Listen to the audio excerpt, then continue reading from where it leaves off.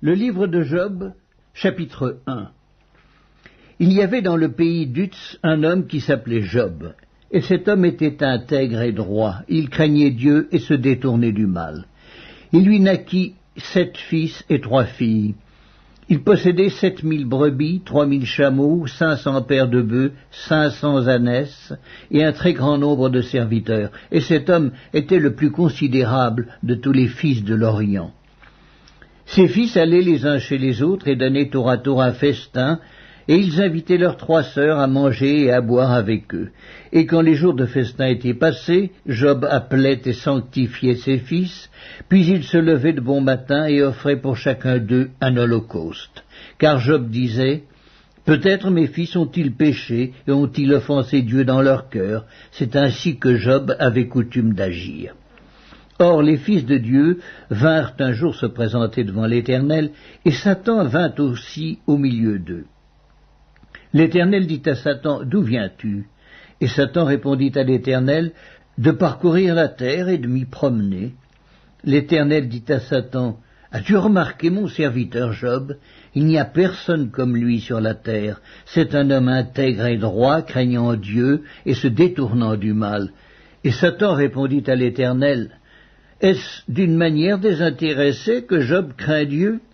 Ne l'as-tu pas protégé, lui, sa maison et tout ce qui est à lui? Tu as béni l'œuvre de ses mains et ses troupeaux couvrent le pays. Mais étends ta main, touche à tout ce qui lui appartient, et je suis sûr qu'il te maudit en face. » L'Éternel dit à Satan, « Voici, tout ce qui lui appartient, je te le livre, seulement ne porte pas la main sur lui. » Et Satan se retira de devant la face de l'Éternel.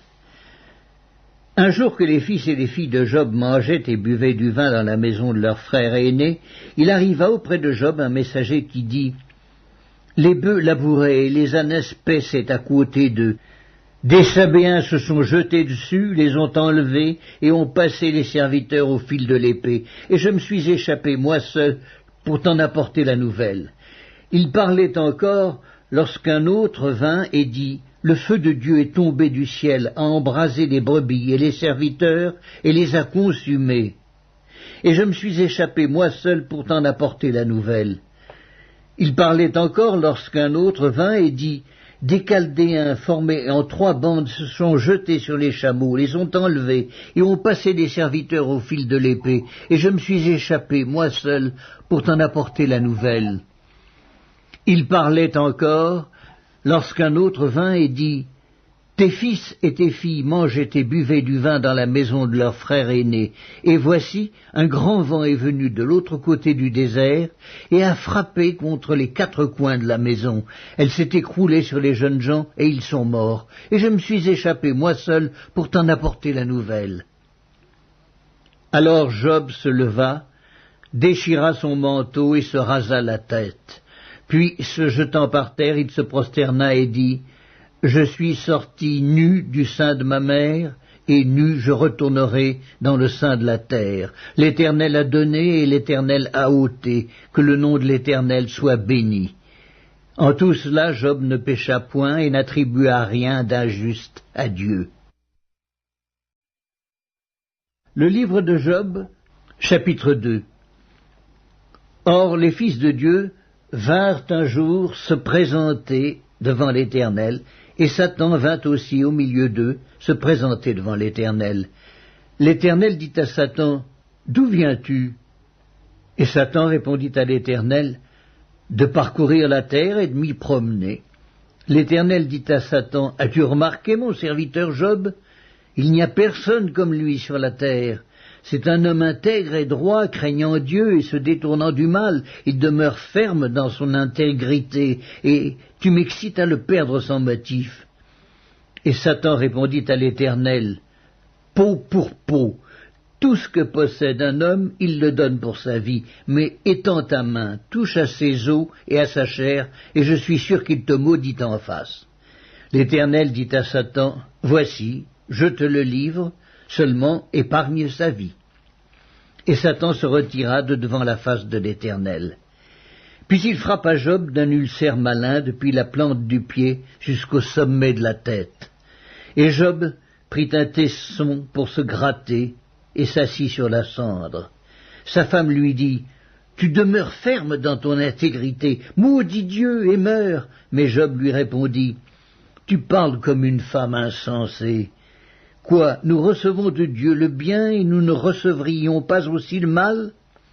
En tout cela, Job ne pécha point par ses lèvres. 3 amis de Job, Éliphaz de Théoman, Bildad de Chouac et Tsophar de Naama, apprirent tous les malheurs qui lui étaient arrivés. Ils se concertèrent et partirent de chez eux pour aller le plaindre et le consoler. Ayant de loin porté les regards sur lui, ils ne le reconnurent pas, et ils élevèrent la voix et pleurèrent. Ils déchirèrent leurs manteaux, et ils jetèrent de la poussière en l'air au-dessus de leur tête. Et ils se tinrent assis à terre auprès de lui 7 jours et 7 nuits, sans lui dire une parole, car ils voyaient combien sa douleur était grande. Le livre de Job, chapitre 3. Après cela, Job ouvrit la bouche et maudit le jour de sa naissance. Il prit la parole et dit « Périsse le jour où je suis né, et la nuit qui dit « Un enfant mâle est conçu ». Ce jour qu'il se change en ténèbres, que Dieu n'en ait point souci dans le ciel, et que la lumière ne rayonne plus sur lui, que l'obscurité et l'ombre de la mort s'en emparent, que des nuées établissent leur demeure au-dessus de lui, et que de noirs phénomènes l'épouvantent. Cette nuit, que les ténèbres en fassent leur proie, qu'elles disparaissent de l'année, qu'elles ne soient plus comptées parmi les mois. Que cette nuit devienne stérile, que l'allégresse en soit bannie, qu'elle soit maudite par ceux qui maudissent les jours, par ceux qui savent exciter le Léviathan, que les étoiles de son crépuscule s'obscurcissent, qu'elle attende en vain la lumière et qu'elle ne voit point les paupières de l'aurore, car elle n'a pas fermé le sein qui me conçut, ni dérobé la souffrance à mes regards. Pourquoi ne suis-je pas mort dans le ventre de ma mère? Pourquoi n'ai-je pas expiré au sortir de ses entrailles? Pourquoi ai-je trouvé des genoux pour me recevoir et des mamelles pour m'allaiter? Je serai couché maintenant, je serai tranquille, je dormirai, je reposerai, avec les rois et les grands de la terre qui se bâtissent des mausolées, avec les princes qui avaient de l'or et qui remplirent d'argent leur demeure, où je n'existerai pas, je serai comme un avorton caché, comme des enfants qui n'ont pas vu la lumière. Là ne s'agitent plus les méchants, et ils se reposent ceux qui sont fatigués et sans force. Les captifs sont tous en paix, et ils n'entendent pas la voix de l'oppresseur. Le petit et le grand sont là, et l'esclave n'est plus soumis à son maître. Pourquoi donne-t-il la lumière à celui qui souffre et la vie à ceux qui ont l'amertume dans l'âme, qui espèrent en vain la mort et qui la convoitent plus qu'un trésor, qui serait transporté de joie et saisi d'allégresse s'il trouvait le tombeau? À l'homme qui ne sait où aller et que Dieu cerne de toutes parts, mes soupirs sont ma nourriture et mes cris se répandent comme l'eau. Ce que je crains, c'est ce qui m'arrive. Ce que je redoute, c'est ce qui m'atteint. Je n'ai ni tranquillité, ni paix, ni repos, et le trouble s'est emparé de moi. Le livre de Job, chapitre 4. Éliphaz de Théman prit la parole et dit « Si nous osons ouvrir la bouche, en seras-tu peiné? Mais qui pourrait garder le silence? Voici, tu as souvent enseigné les autres, tu as fortifié les mains languissantes, tes paroles ont relevé ceux qui chancelaient, tu as affermi les genoux qui pliaient. Et maintenant qu'il s'agit de toi, tu faiblis, maintenant que tu es atteint, tu te troubles. Ta crainte de Dieu n'est-elle pas ton soutien? Ton espérance, n'est-ce pas ton intégrité? Cherche dans ton souvenir, quel est l'innocent qui a péri? Quels sont les justes qui ont été exterminés? Pour moi, je l'ai vu, ceux qui labourent l'iniquité et qui sèment l'injustice en moissonnent les fruits. Ils périssent par le souffle de Dieu, ils sont consumés par le vent de sa colère. Le rugissement des lions prend fin, les dents des lionceaux sont brisées, le lion périt faute de proie et les petits de la lionne se dispersent. Une parole est arrivée furtivement jusqu'à moi, et mon oreille en a recueilli les sons légers. Au moment où les visions de la nuit agitent la pensée, quand les hommes sont livrés à un profond sommeil, Je fus saisi de frayeur et d'épouvante, et tous mes os tremblèrent. Un esprit passa près de moi. Tous mes cheveux se hérissèrent. Une figure d'un aspect inconnu était devant mes yeux, et j'entendis une voix qui murmurait doucement. L'homme serait-il juste devant Dieu? Serait-il pur devant celui qui l'a fait? Si Dieu n'a pas confiance en ses serviteurs, s'il trouve de la folie chez ses anges, combien plus chez ceux qui habitent des maisons d'argile, qui tirent leur origine de la poussière et qui peuvent être écrasés comme un vermisseau. Du matin au soir, ils sont brisés, ils périssent pour toujours, et nul n'y prend garde. Le fil de leur vie est coupé, ils meurent, et ils n'ont pas acquis la sagesse. Le livre de Job, chapitre 5. Crie maintenant, qui te répondra? Auquel dessein t'adresseras-tu? L'insensé périt dans sa colère, le fou meurt dans ses emportements. J'ai vu l'insensé prendre racine, puis soudain j'ai maudit sa demeure, plus de prospérité pour ses fils. Ils sont foulés à la porte et personne qui les délivre. Sa moisson est dévorée par des affamés qui viennent l'enlever jusque dans les épines, et ses biens sont engloutis par des hommes altérés. Le malheur ne sort pas de la poussière et la souffrance ne germe pas du sol. L'homme naît pour souffrir comme l'étincelle pour voler. Pour moi, j'aurai recours à Dieu et c'est à Dieu que j'exposerai ma cause. Il fait des choses grandes et insondables, des merveilles sans nombre. Il répand la pluie sur la terre et envoie l'eau sur les campagnes. Il relève les humbles et délivre les affligés. Il anéantit les projets des hommes rusés et leurs mains ne peuvent les accomplir. Il prend les sages dans leurs propres ruses et les desseins des hommes artificieux sont renversés. Il rencontre les ténèbres au milieu du jour, il tâtonne en plein midi, comme dans la nuit. Ainsi Dieu protège le faible contre leurs menaces et le sauve de la main des puissants, et l'espérance soutient le malheureux, mais l'iniquité ferme la bouche. Heureux l'homme que Dieu châtie. Ne méprise pas la correction du Tout-Puissant, il fait la plaie et il la bande, il blesse et sa main guérit.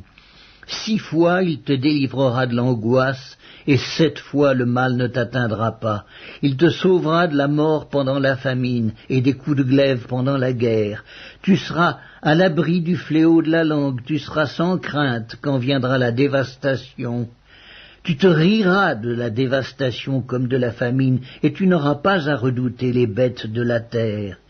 Car tu feras alliance avec les pierres des champs, et les bêtes de la terre seront en paix avec toi. Tu jouiras du bonheur sous ta tente, tu retrouveras tes troupeaux au complet. Tu verras ta postérité s'accroître, et tes rejetons se multiplier comme l'herbe des champs. Tu entreras au sépulcre dans la vieillesse, comme on emporte une gerbe en son temps. Voilà ce que nous avons reconnu, voilà ce qui est. À toi d'entendre et de mettre à profit. Le livre de Job, chapitre 6. Job prit la parole et dit : Oh, s'il était possible de peser ma douleur, et si toutes mes calamités étaient sur la balance, elles seraient plus pesantes que le sable de la mer. Voilà pourquoi mes paroles vont jusqu'à la folie. Car les flèches du Tout-Puissant m'ont percé, et mon âme en suce le venin. Les terreurs de Dieu se rangent en bataille contre moi. L'âne sauvage crie-t-il auprès de l'herbe tendre? Le bœuf mugit-il auprès de son fourrage? Peut-on manger ce qui est fade et sans sel? Y a-t-il de la saveur dans le blanc d'un œuf? Ce que je voudrais ne pas toucher, c'est là ma nourriture, si dégoûtante soit-elle. Puisse mon vœu s'accomplir et Dieu veuille réaliser mon espérance, qu'il plaise à Dieu de m'écraser, qu'il étende sa main et qu'il m'achève. Il me restera du moins une consolation, une joie dans les maux dont il m'accable. Jamais je n'ai transgressé les ordres du Saint. Pourquoi espérer quand je n'ai plus de force? Pourquoi attendre quand ma fin est certaine? Ma force est-elle une force de pierre? Mon corps est-il d'airain? Ne suis-je pas sans ressources et le salut n'est-il pas loin de moi? Celui qui souffre a droit à la compassion de son ami, même quand il abandonnerait la crainte du Tout-Puissant. Mes frères sont perfides comme un torrent, comme le lit des torrents qui disparaissent. Les glaçons en troublent le cours, la neige s'y précipite. Viennent les chaleurs et ils tarissent. Les feux du soleil et leur lit demeurent à sec. Les caravanes se détournent de leur chemin, s'enfoncent dans le désert et périssent. Les caravanes de Théma fixent le regard, les voyageurs de Séba sont pleins d'espoir. Ils sont honteux d'avoir eu confiance, ils restent confondus quand ils arrivent. Ainsi, vous êtes comme si vous n'existiez pas. Vous voyez mon angoisse et vous en avez horreur. Vous ai-je dit, donnez-moi quelque chose, faites en ma faveur des présents avec vos biens, délivrez-moi de la main de l'ennemi, rachetez-moi de la main des méchants. Instruisez-moi et je me tairai. Faites-moi comprendre en quoi j'ai péché, que les paroles vraies sont persuasives. Mais que prouvent vos remontrances? Voulez-vous donc blâmer ce que j'ai dit et ne voir que du vent dans les discours d'un désespéré? Vous accablez un orphelin, vous persécutez votre ami. Regardez-moi, je vous prie. Vous mentirai-je en face? Revenez, ne soyez pas injuste, revenez et reconnaissez mon innocence. Y a-t-il de l'iniquité sur ma langue et ma bouche ne discerne-t-elle pas le mal? Le livre de Job, chapitre 7. Le sort de l'homme sur la terre est celui d'un soldat, et ses jours sont ceux d'un mercenaire. Comme l'esclave soupire après l'ombre, comme l'ouvrier attend son salaire, ainsi j'ai pour partage des mois de douleur, j'ai pour mon lot des nuits de souffrance. Je me couche et je dis, quand me lèverai-je, quand finira la nuit? Et je suis rassasié d'agitation jusqu'au point du jour. Mon corps se couvre de verre et d'une croûte terreuse, ma peau se crevasse et se dissout, mes jours sont plus rapides que la navette du tisserand, ils s'évanouissent, plus d'espérance. Souviens-toi que ma vie est un souffle, mes yeux ne reverront pas le bonheur. L'œil qui me regarde ne me regardera plus, ton œil me cherchera et je ne serai plus. Comme la nuée se dissipe et s'en va, celui qui descend au séjour des morts ne remontera pas. Il ne reviendra plus dans sa maison, et le lieu qu'il habitait ne le connaîtra plus.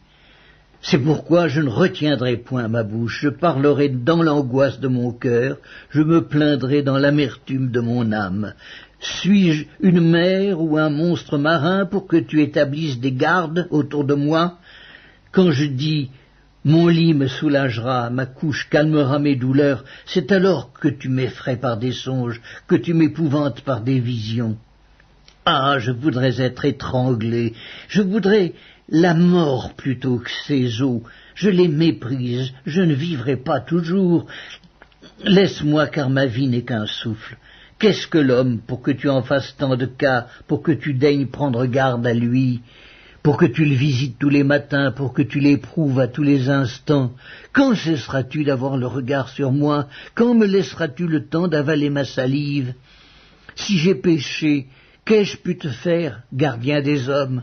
Pourquoi me mettre en butte à tes traits? Pourquoi me rendre à charge à moi-même? Que ne pardonnes-tu mon péché, et que n'oublies-tu mon iniquité, car je vais me coucher dans la poussière, tu me chercheras, et je ne serai plus. Le livre de Job, chapitre 8. Bildad de Chouac prit la parole et dit, « Jusque à quand veux-tu discourir de la sorte, et les paroles de ta bouche seront-elles un vent impétueux? Dieu renverserait-il le droit? Le Tout-Puissant renverserait-il la justice? Si tes fils ont péché contre lui, il les a livrés à leur péché. Mais toi, si tu as recours à Dieu, si tu implores le Tout-Puissant, si tu es juste et droit, certainement alors il veillera sur toi et rendra le bonheur à ton innocente demeure. Ton ancienne prospérité semblera peu de chose, celle qui t'est réservée sera bien plus grande. Interroge ceux des générations passées, sois attentif à l'expérience de leurs pères, car nous sommes d'hier et nous ne savons rien, nos jours sur la terre ne sont qu'une ombre. Ils t'instruiront, ils te parleront, ils tireront de leur cœur ces sentences. Le jonc croît-il sans marais? Le roseau croît-il sans humidité? Encore vert et sans qu'on le coupe, il sèche plus vite que toutes les herbes. Ainsi arrive-t-il à tous ceux qui oublient Dieu, et l'espérance de l'impie périra. Son assurance est brisée, son soutien est une toile d'araignée. Il s'appuie sur sa maison, et elle n'est pas ferme. Il s'y cramponne, et elle ne résiste pas. Dans toute sa vigueur, en plein soleil, il étend ses rameaux sur son jardin, il entrelace ses racines parmi les pierres, il pénètre jusque dans les murailles. L'arrache-t-on du lieu qu'il occupe, ce lieu le renie. Je ne t'ai point connu. Tels sont les délices que ses voies lui procurent, puis sur le même sol d'autres s'élèvent après lui. Non, Dieu ne rejette point l'homme intègre, et il ne protège point les méchants. Il remplira ta bouche de cris de joie et tes lèvres de chants d'allégresse. Tes ennemis seront couverts de honte, la tente des méchants disparaîtra. Le livre de Job, chapitre 9. Job prit la parole et dit : « Je sais bien qu'il en est ainsi. Comment l'homme serait-il juste devant Dieu ? S'il voulait contester avec lui, sur 1000 choses il ne pourrait répondre à une seule. À lui la sagesse et la toute-puissance, qui lui résisterait impunément ? Il transporte soudain les montagnes, il les renverse dans sa colère, il secoue la terre sur sa base et ses colonnes sont ébranlées. Il commande au soleil, et le soleil ne paraît pas. Il met un sceau sur les étoiles, seul il étend les cieux, il marche sur les hauteurs de la mer, il a créé la grande ours, l'Orion et les Pléiades, et les étoiles des régions australes. Il fait des choses grandes et insondables, des merveilles sans nombre. Voici, il passe près de moi, et je ne le vois pas. Il s'en va, et je ne l'aperçois pas. S'il enlève, qui s'y opposera? Qui lui dira : que fais-tu? Dieu ne retire point sa colère, sous lui s'inclinent les appuis de l'orgueil, et moi, comment lui répondre? Quelle parole choisir? Quand je serai juste, je ne répondrai pas, je ne puis qu'implorer mon juge, et quand il m'exaucerait, si je l'invoque, je ne croirai pas qu'il eût écouté ma voix, lui qui m'assaille, comme par une tempête, qui multiplie sans raison mes blessures, qui ne me laisse pas respirer, qui me rassasie d'amertume. Recourir à la force? Il est tout-puissant. À la justice? Qui me fera comparaître? Suis-je juste? Ma bouche me condamnera. Suis-je innocent? Il me déclarera coupable. Innocent, je le suis, mais je ne tiens pas à la vie, je méprise mon existence. Qu'importe après tout, car j'ose le dire, il détruit l'innocent comme le coupable, si du moins le fléau donnait soudain la mort, mais il se rit des épreuves de l'innocent, la terre est livrée aux mains de l'impie, il voile la face des juges, si ce n'est pas lui, qui est-ce donc? Mes jours sont plus rapides qu'un courrier, il fuit sans avoir vu le bonheur, il passe comme les navires de jonc, comme l'aigle qui fond sur sa proie. Si je dis « je veux oublier mes souffrances, laisser ma tristesse reprendre courage », je suis effrayé de toutes mes douleurs. Je sais que tu ne me tiendras pas pour innocent, je serai jugé coupable.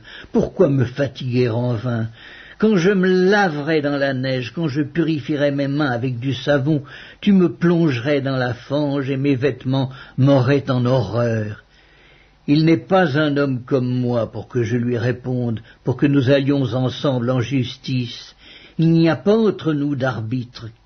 Qu'il pose sa main sur nous deux, qu'il retire sa verge de dessus moi, que cette erreur ne me trouble plus. Alors je parlerai, et je ne le craindrai pas, autrement je ne suis point à moi-même. Le livre de Job, chapitre 10. Mon âme est dégoûtée de la vie. Je donnerai cours à ma plainte, je parlerai dans l'amertume de mon âme.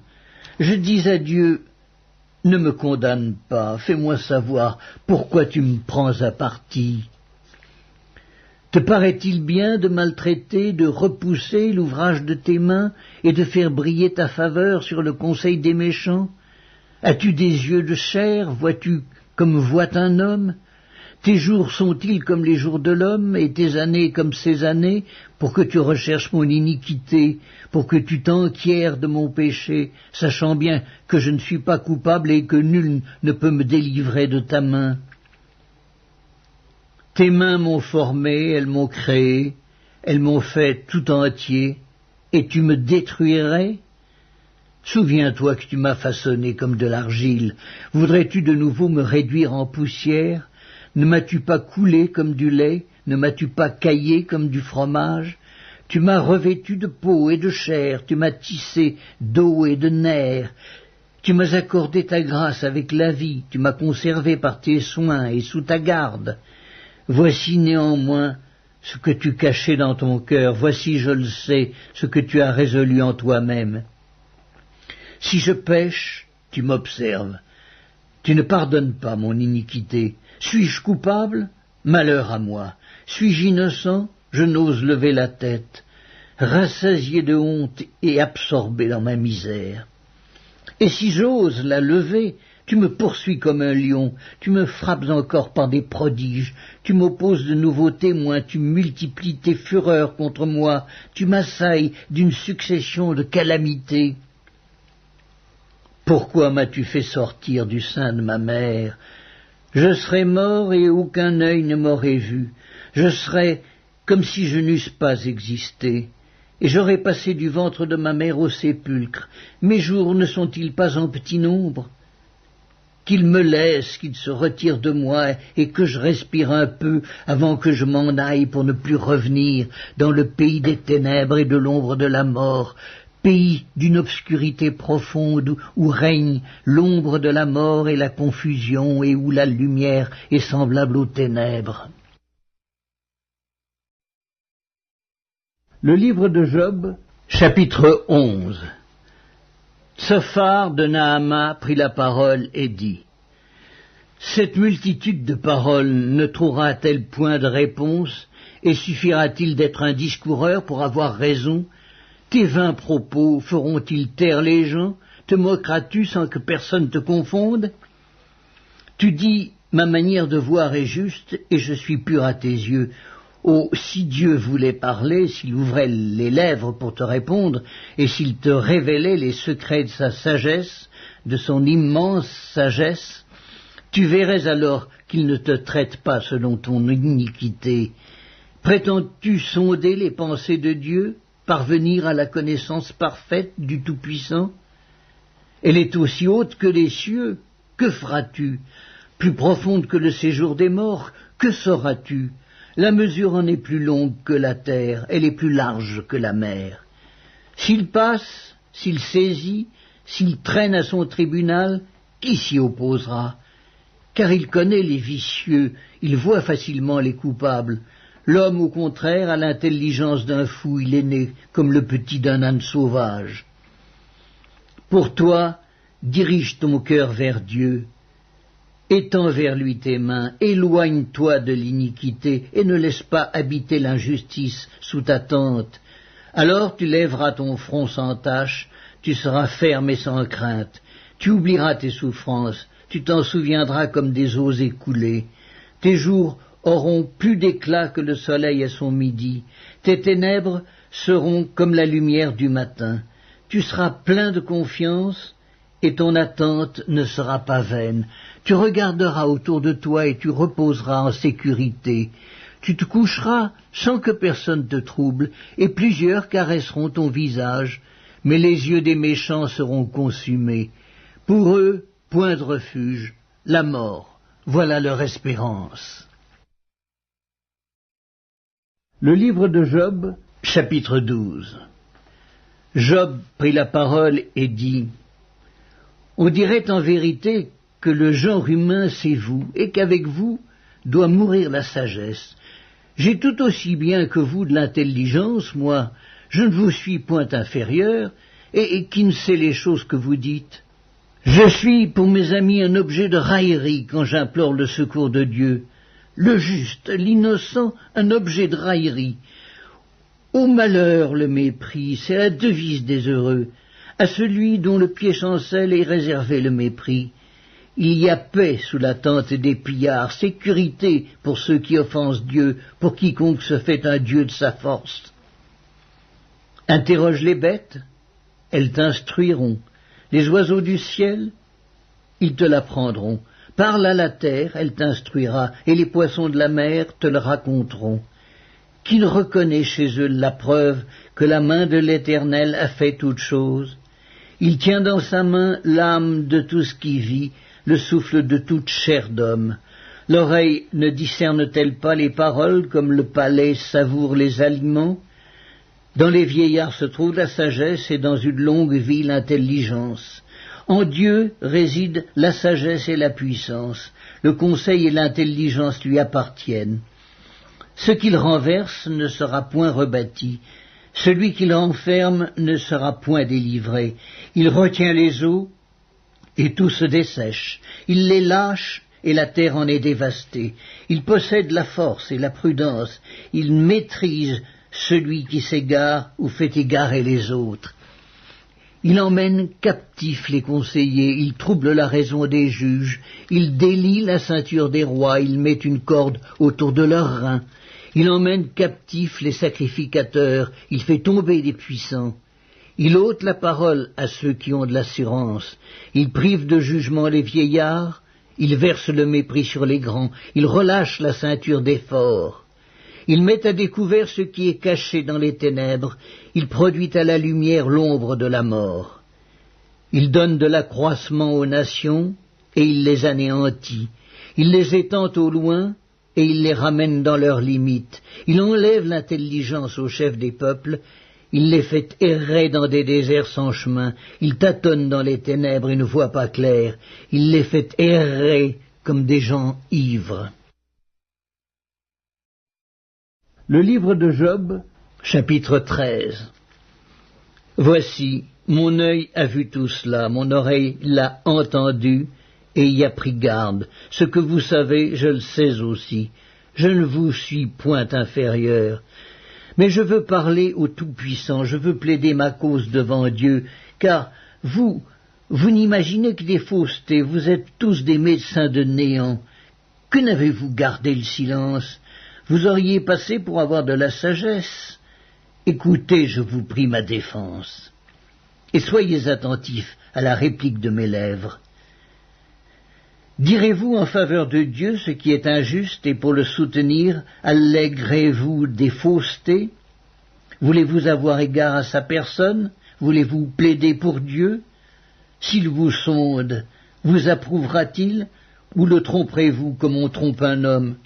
Certainement, il vous condamnera si vous n'agissez en secret que par égard pour sa personne. Sa majesté ne vous épouvantera-t-elle pas? Sa terreur ne tombera-t-elle pas sur vous?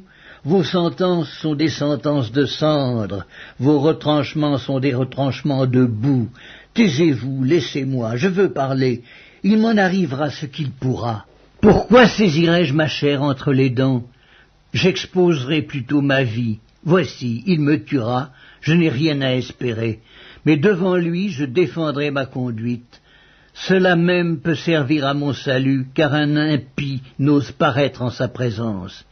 Écoutez, écoutez mes paroles, prêtez l'oreille à ce que je vais dire. Me voici prêt à plaider ma cause. Je sais que j'ai raison. Quelqu'un disputera-t-il contre moi? Alors je me tais et je veux mourir. Seulement, accorde-moi 2 choses, et je ne me cacherai pas loin de ta face. Retire ta main de dessus moi, et que tes terreurs ne me troublent plus.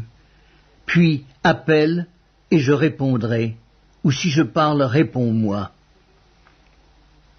Quel est le nombre de mes iniquités et de mes péchés? Fais-moi connaître mes transgressions et mes péchés. Pourquoi caches-tu ton visage et me prends-tu pour ton ennemi? Veux-tu frapper une feuille agitée? Veux-tu poursuivre une paille desséchée? Pourquoi m'infliger d'amères souffrances, me punir pour des fautes de jeunesse? Pourquoi mettre mes pieds dans les ceps, surveiller tous mes mouvements, tracer une limite à mes pas, quand mon corps tombe en pourriture comme un vêtement que dévore la teigne? Le livre de Job, chapitre 14. L'homme né de la femme, sa vie est courte, sans cesse agitée. Il naît, il est coupé comme une fleur, il fuit et disparaît comme une ombre, et c'est sur lui que tu as l'œil ouvert, et tu me fais aller en justice avec toi. Comment d'un être souillé sortira-t-il un homme pur? Il n'en peut sortir aucun. Si ses jours sont fixés, si tu as compté ses mois, si tu en as marqué le terme qu'il ne saurait franchir, détourne de lui les regards et donne-lui du relâche, pour qu'il ait au moins la joie du mercenaire à la fin de sa journée. Un arbre a de l'espérance. Quand on le coupe, il repousse, il produit encore des rejetons. Quand sa racine a vieilli dans la terre, quand son tronc meurt dans la poussière, il reverdit à l'approche de l'eau, il pousse des branches comme une jeune plante, mais l'homme meurt et il perd sa force. L'homme expire et où est-il? Les eaux des lacs s'évanouissent, les fleuves tarissent et se dessèchent. Ainsi l'homme se couche et ne se relèvera plus. Il ne se réveillera pas tant que les cieux subsisteront, il ne sortira pas de son sommeil. Oh, si tu voulais me cacher dans le séjour des morts, m'y tenir à couvert jusqu'à ce que ta colère fût passée, et me fixer un terme auquel tu te souviendrais de moi.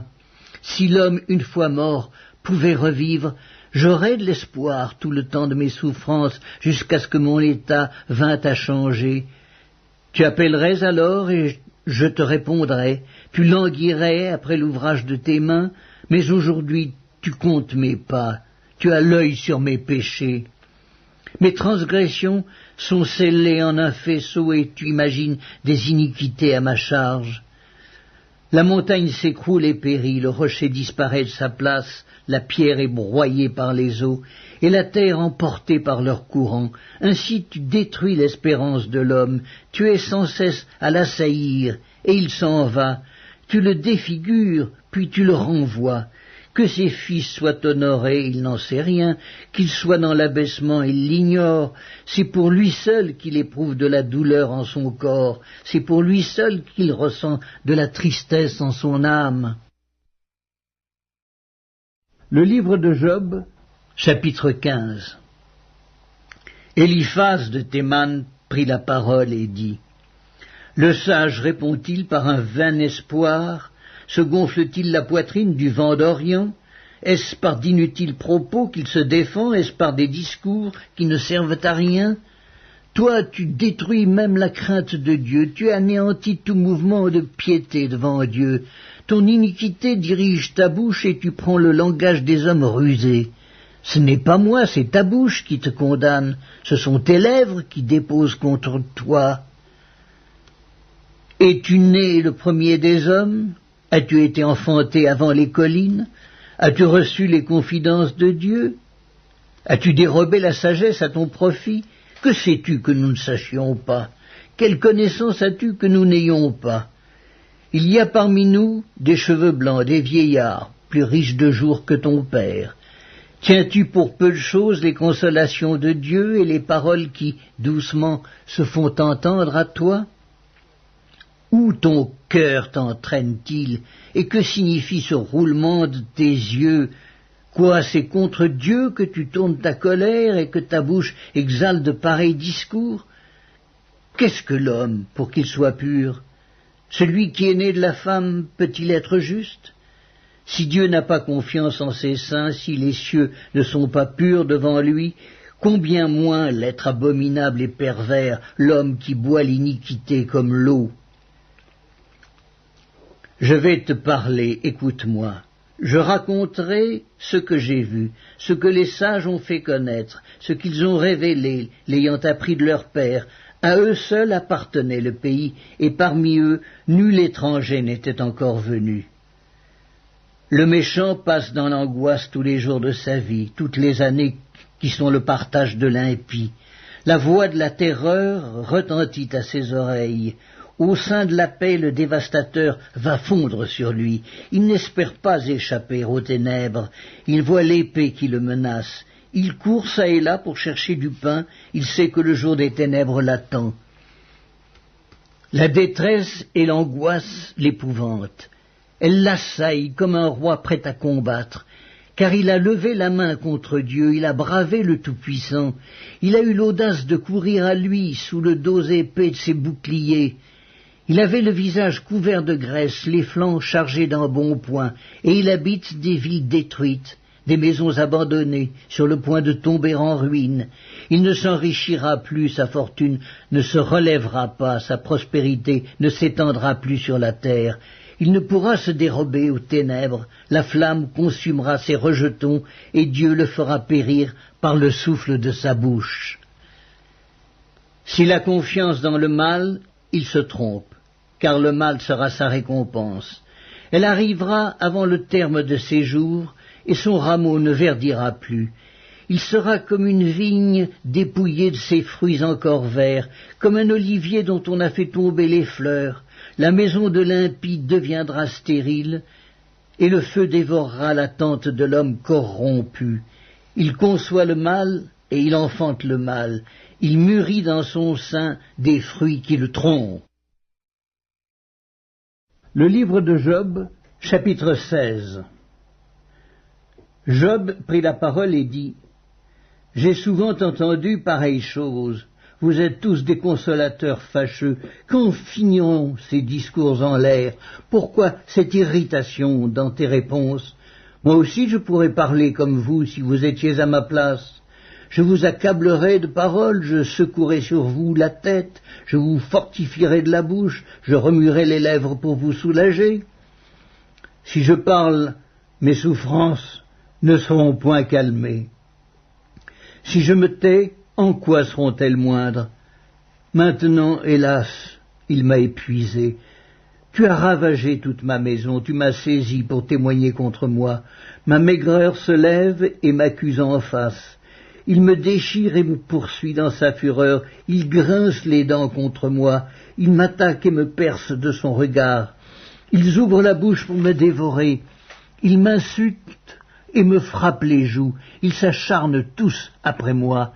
Dieu me livre à la merci des impies, il me précipite entre les mains des méchants. J'étais tranquille et il m'a secoué, il m'a saisi par la nuque et m'a brisé, il a tiré sur moi comme à un but. Ses traits m'environnent de toutes parts. Il me perce les reins sans pitié, il répand ma bile sur la terre, il me fait brèche sur brèche, il fond sur moi comme un guerrier. J'ai cousu un sac sur ma peau, j'ai roulé ma tête dans la poussière, les pleurs ont altéré mon visage, l'ombre de la mort est sur mes paupières, et je n'ai pourtant commis aucune violence, et ma prière fut toujours pure. Ô terre, ne couvre point mon sang, et que mes cris prennent librement leur essor. Déjà maintenant mon témoin est dans le ciel, mon témoin est dans les lieux élevés. Mes amis se jouent de moi, c'est Dieu que j'implore avec larmes.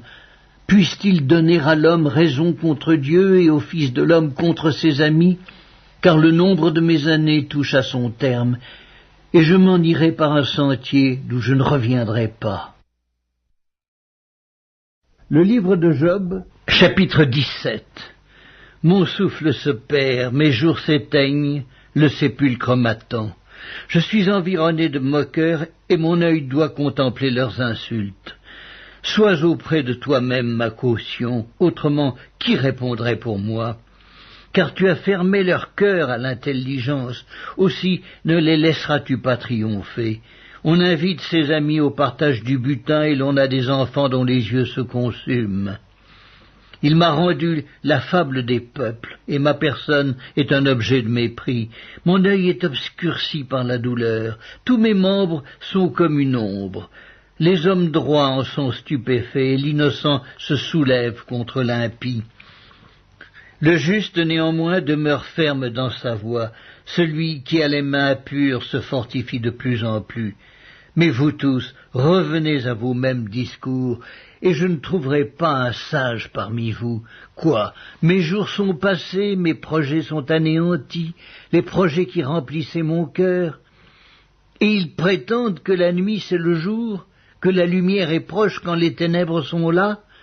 C'est le séjour des morts que j'attends pour demeure. C'est dans les ténèbres que je dresserai ma couche. Je crie à la fosse, tu es mon père, et au ver, vous êtes ma mère et ma sœur. Mon espérance, où donc est-elle? Mon espérance, qui peut la voir? Elle descendra vers les portes du séjour des morts, quand nous irons ensemble reposer dans la poussière. Le livre de Job, chapitre 18. Bildad de Chouac prit la parole et dit: Quand mettrez-vous un terme à ces discours? Ayez de l'intelligence, puis nous parlerons. Pourquoi sommes-nous regardés comme des bêtes? Pourquoi ne sommes-nous à vos yeux que des brutes? Ô toi qui te déchires dans ta fureur, faut-il à cause de toi que la terre devienne déserte? Faut-il que les rochers disparaissent de leur place? La lumière du méchant s'éteindra, et la flamme qui en jaillit cessera de briller. La lumière s'obscurcira sous sa tente, et sa lampe au-dessus de lui s'éteindra. Ses pas assurés seront à l'étroit. Malgré ses efforts, il tombera. Car il met les pieds sur un filet, il marche dans les mailles, il est saisi au piège par le talon, et le filet s'empare de lui. Le cordeau est caché dans la terre, et la trappe est sous son sentier. Des terreurs l'assiègent, l'entourent, le poursuivent par derrière. La faim consume ses forces, la misère est à ses côtés. Les parties de sa peau sont l'une après l'autre dévorées. Ses membres sont dévorés par le premier-né de la mort. Il est arraché de sa tente où il se croyait en sûreté. Il se traîne vers le roi des épouvantements. Nul des siens n'habite sa tente. Le soufre est répandu sur sa demeure. En bas, ses racines se dessèchent, en haut, ses branches sont coupées. Sa mémoire disparaît de la terre, son nom n'est plus sur la surface des champs. Il est poussé de la lumière dans les ténèbres, il est chassé du monde. Il ne laisse ni descendants ni postérité parmi son peuple, ni survivants dans les lieux qu'il habitait. Les générations à venir seront étonnées de sa ruine, et la génération présente sera saisie d'effroi. Point d'autre destinée pour le méchant, point d'autre sort pour qui ne connaît pas Dieu. Job, chapitre 19. Job prit la parole et dit: Jusques à quand affligerez-vous mon âme et m'écraserez-vous de vos discours? Voilà 10 fois que vous m'outragez. N'avez-vous pas honte de m'étourdir ainsi? Si réellement j'ai péché, seul j'en suis responsable. Pensez-vous me traiter avec hauteur? Pensez-vous démontrer que je suis coupable? Sachez alors que c'est Dieu qui me poursuit et qui m'enveloppe de son filet. Voici, je crie à la violence et nul ne répond. J'implore justice et point de justice. Il m'a fermé toute issue et je ne puis passer. Il a répandu des ténèbres sur mes sentiers. Il m'a dépouillé de ma gloire. Il a enlevé la couronne de ma tête. Il m'a brisé de toutes parts et je m'en vais. Il a arraché mon espérance comme un arbre. Il s'est enflammé de colère contre moi. Il m'a traité comme l'un de ses ennemis. Ses troupes se sont de concert mises en marche et se sont frayé leur chemin jusqu'à moi. Elles se sont campées autour de ma tente. Il a éloigné de moi mes frères, et mes amis se sont détournés de moi. Je suis abandonné de mes proches, je suis oublié de mes intimes. Je suis un étranger pour mes serviteurs et mes servantes. Je ne suis plus à leurs yeux qu'un inconnu. J'appelle mon serviteur, et il ne répond pas. Je le supplie de ma bouche, et c'est en vain. Mon humeur est à charge à ma femme et ma plainte au fils de mes entrailles. Je suis méprisé même par des enfants. Si je me lève, je reçois leurs insultes. Ceux que j'avais pour confidents m'ont en horreur. Ceux que j'aimais se sont tournés contre moi. Mes os sont attachés à ma peau et à ma chair. Il ne me reste que la peau des dents. Ayez pitié de moi, vous, mes amis, car la main de Dieu m'a frappé. Pourquoi me poursuivre comme Dieu me poursuit? Pourquoi vous montrer insatiable de ma chair? Oh, je voudrais que mes paroles fussent écrites, qu'elles fussent écrites dans un livre. Je voudrais qu'avec un burin de fer et avec du plomb, elles fussent pour toujours gravées dans le roc. Mais je sais que mon Rédempteur est vivant et qu'il se lèvera le dernier sur la terre. Quand ma peau sera détruite, il se lèvera. Quand je n'aurai plus de chair, je verrai Dieu. Je le verrai et il me sera favorable. Mes yeux le verront et non ceux d'un autre. Mon âme languit d'attente au-dedans de moi. Vous direz alors, pourquoi le poursuivions-nous? Car la justice de ma cause sera reconnue. Craignez pour vous le glaive, les châtiments par le glaive sont terribles, et sachez qu'il y a un jugement. Job, chapitre 20. Tsophar de Naama prit la parole et dit, « Mes pensées me forcent à répondre, et mon agitation ne peut se contenir. J'ai entendu des reproches qui m'outragent, le souffle de mon intelligence donnera la réplique. Ne sais-tu pas que de tout temps, depuis que l'homme a été placé sur la terre, le triomphe des méchants a été court et la joie de l'impie momentanée? Quand il s'élèverait jusqu'aux cieux et que sa tête toucherait aux nues, il périra pour toujours comme son ordure, et ceux qui le voyaient diront « Où est-il » Il s'envolera comme un songe et on ne le trouvera plus. Il disparaîtra comme une vision nocturne, l'œil qui le regardait ne le regardera plus, le lieu qu'il habitait ne l'apercevra plus. Ses fils seront assaillis par les pauvres, et ses mains restitueront ce qu'il a pris par violence. La vigueur de la jeunesse qui remplissait ses membres aura sa couche avec lui dans la poussière. Le mal était doux à sa bouche, il le cachait sous sa langue, il le savourait sans l'abandonner, il le retenait au milieu de son palais, mais sa nourriture se transformera dans ses entrailles, elle deviendra dans son corps un venin d'aspic. Il a englouti des richesses, il les vomira, Dieu les chassera de son ventre, il a sucé du venin d'aspic, la langue de la vipère le tuera. Il ne reposera plus ses regards sur les ruisseaux, sur les torrents, sur les fleuves de miel et de lait. Il rendra ce qu'il a gagné et n'en profitera plus. Il restituera tout ce qu'il a pris et n'en jouira plus, car il a opprimé, délaissé les pauvres.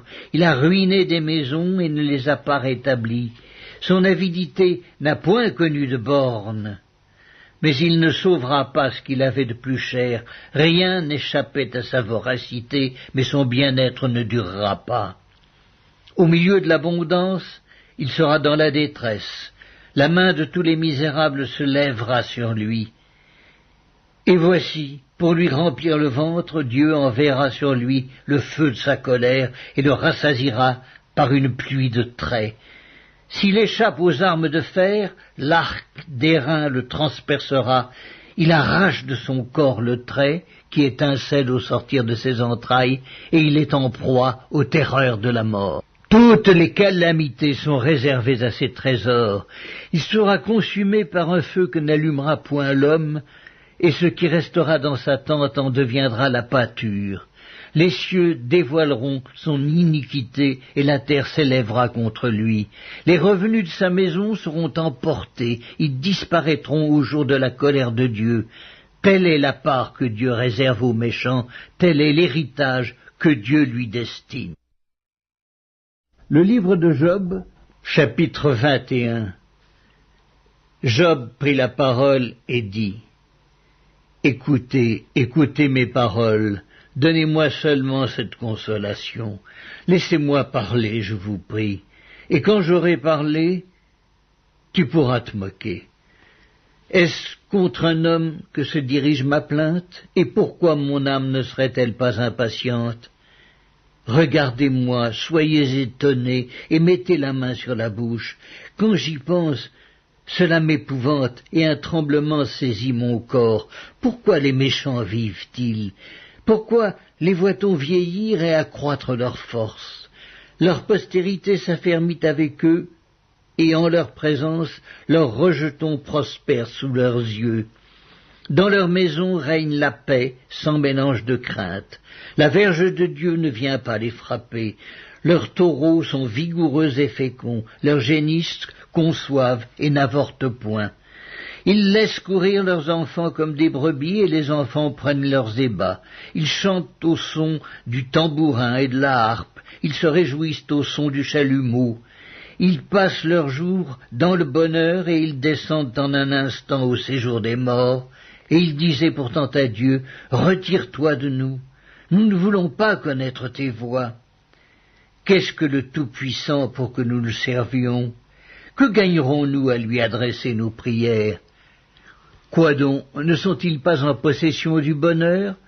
Loin de moi le conseil des méchants, mais arrive-t-il souvent que leurs lampes s'éteignent, que la misère fonde sur eux, que Dieu leur distribue leur part dans sa colère, qu'ils soient comme la paille emportée par le vent, comme la balle enlevée par le tourbillon? Est-ce pour les fils que Dieu réserve le châtiment du Père? Mais c'est lui que Dieu devrait punir pour qu'il le sente. C'est lui qui devrait contempler sa propre ruine. C'est lui qui devrait boire la colère du Tout-Puissant, car que lui importe sa maison après lui, quand le nombre de ses mois est achevé? Est-ce à Dieu qu'on donnera de la science, à lui qui gouverne les esprits célestes? L'un meurt au sein du bien-être, de la paix et du bonheur, les flancs chargés de graisse et la moelle des os remplie de sève. L'autre meurt, l'amertume dans l'âme, sans avoir joui d'aucun bien, et tous deux se couchent dans la poussière, tous deux deviennent la pâture des vers.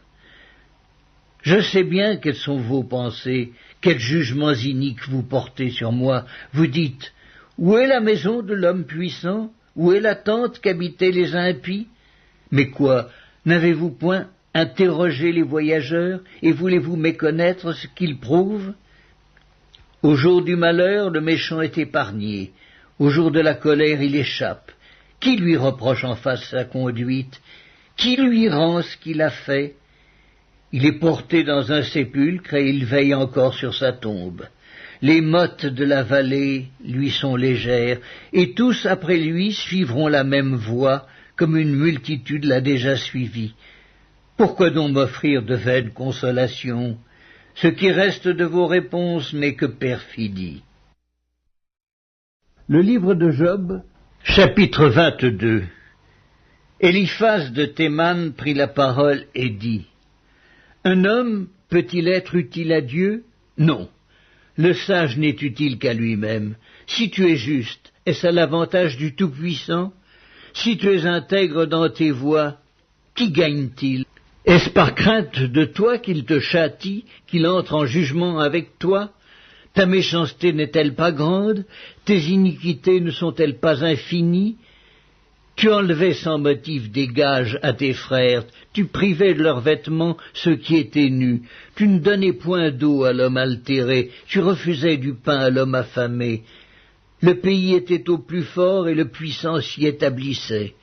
Tu renvoyais les veuves avides, les bras des orphelins étaient brisés. C'est pour cela que tu es entouré de pièges et que la terreur t'a saisi tout à coup.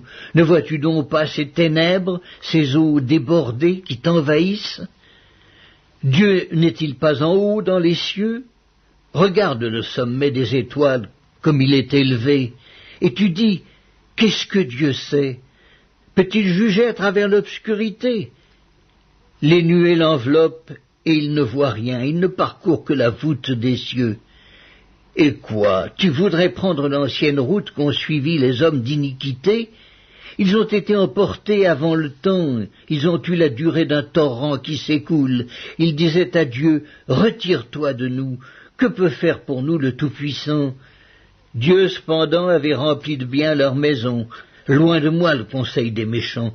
Les justes, témoins de leur chute, se réjouiront, et l'innocent se moquera d'eux. Voilà nos adversaires anéantis, voilà leur richesse dévorée par le feu. Attache-toi donc à Dieu, et tu auras la paix, tu jouiras ainsi du bonheur. Reçois de sa bouche instruction, et mets dans ton cœur ses paroles. Tu seras rétabli si tu reviens au Tout-Puissant, si tu éloignes l'iniquité de ta tente. Jette l'or dans la poussière, l'or d'Ophir parmi les cailloux des torrents, et le Tout-Puissant sera ton or, ton argent, ta richesse. Alors tu feras du Tout-Puissant tes délices, tu élèveras vers Dieu ta face, tu le prieras, et il t'exaucera, et tu accompliras tes vœux. À tes résolutions répondra le succès, sur tes sentiers brillera la lumière.